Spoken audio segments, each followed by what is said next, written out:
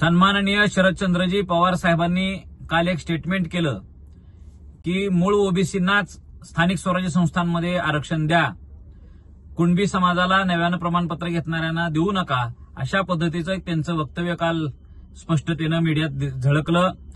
मराठा समाजासाठी हे अत्यंत घातक आहे, कुणबी समाजासाठी सुद्धा अत्यंत घातक त्यांचं वाक्य आहे. आणि शरदचंद्र पवार साहेबांनी 23 मार्च 1994चा GR काढून मराठ्यांच्या पाठीत खंजीर खुपसून मराठा जातीच्या हिश्श्याचं 16% आरक्षण ओबीसीमध्ये अनधिकृत पद्धतीनं, असंवैधानिक पद्धतीनं, बेकायदेशीररित्या ओबीसीमध्ये वर्ग केले.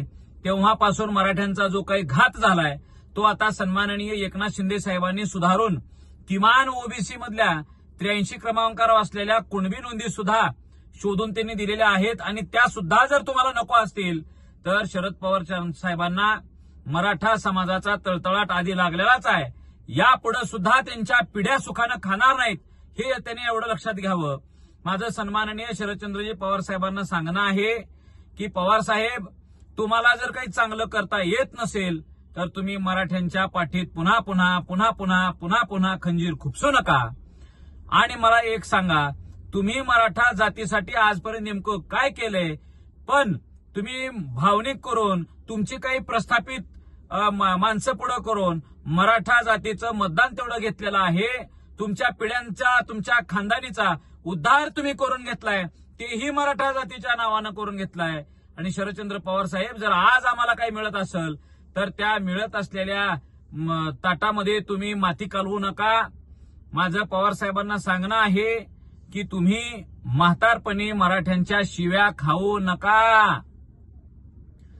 उद्धव ठाकरेंनी सुद्धा धाराशिवमध्ये गेल्यावर काल बोललेत की मूळ ओबीसीना द्या. अरे तुमच्या काय बापाच्या घरचं द्यायला का तुम्ही? ओबीसी हा 1967ला यादी जी मूळ तयार केलेली आहे त्या मूळ यादीमध्ये कुणबी शब्द 1967 पासून आहे, 83 क्रमांकावर आहे.